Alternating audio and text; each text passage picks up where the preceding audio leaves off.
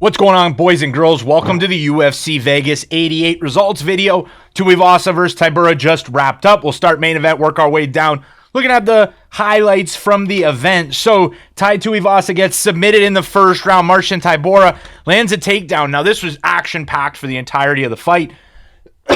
Tuivasa doing his signature walk-through punches, striking like a madman.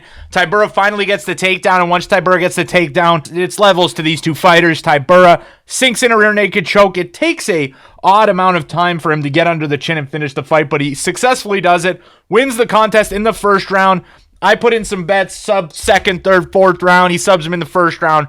Made me laugh. What can you do? It was a weird bet for me. The co-main event probably had the most excitement out of any of the fights, in my opinion, and not from the in-cage action. Bryan Battle came out and looked super impressive. All my bets on Bryan Battle voided, but Ange Loosa got eye-poked in the second round. Meanwhile, this was while Bryan Battle was absolutely dominating in the first round. He was landing big shots in the second round before a thumb went in Loosa's eye, and then after a brief period, about a minute, they have 5 minutes to recover. In about a minute, the ref comes in and Loosa says he cannot see. Right when you say you cannot see in a fight, the fight's wrapped up. It's over. Bryan Battle, no contest.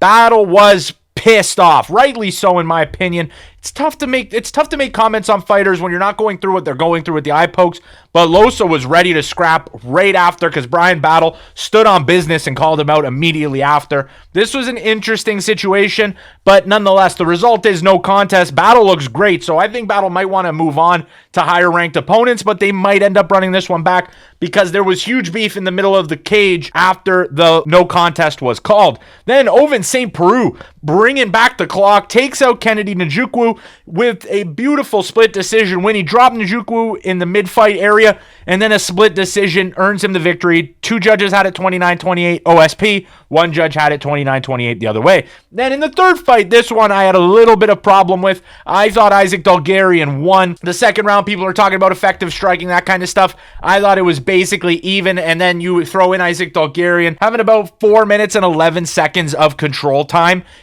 being the more aggressive fighter, putting on the aggression, ragdolling Ramirez, in my opinion. I thought Dulgarian did enough in that second round. First round, clear Dulgarian round. Third round, clear Ramirez round. What can you do? We move on. I had Dulgarian. I had him bet too. I actually hedged on Christian Ramirez in the first round at plus 450. So this fight really didn't affect my bank account whatsoever. But nonetheless, I thought Dulgarian did enough to earn it. A lot of people disagreed. A lot of people agreed. Some people calling it a crazy robbery. I wouldn't call it a crazy robbery, but in my opinion, I thought Dulgarian won it. Then Macy Chiasson looking amazing. First round submission win. That was plus 700. Congratulations to those that hit that line. She defeated Kianzad in a rematch. Macy, she has a lot of potential in the women's bantamweight division. I think she can go very, very far if she continues to fight consistently and continue to go on with these impressive streaks. And then Meerschaert puts Bryan Barberena away with a rear naked choke submission. He puts Bryan to sleep. Gerald G3 looking great again. He tied Anderson Silva for the most finishes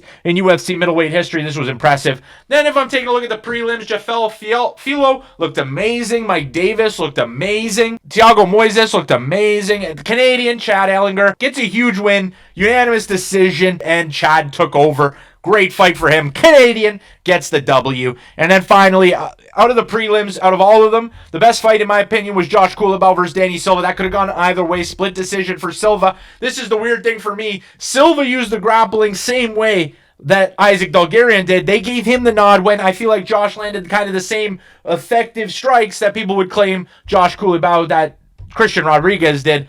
Inconsistent judging on the event, in my opinion. I'm just asking for some consistency. And then Mike Davis, by far the most impressive. 11-2. I'm excited to see where he goes from here. But that wraps up the UFC results for today. If you enjoyed, remember, smash that like button, subscribe to Combat Sports Central, and I will see you in the next one.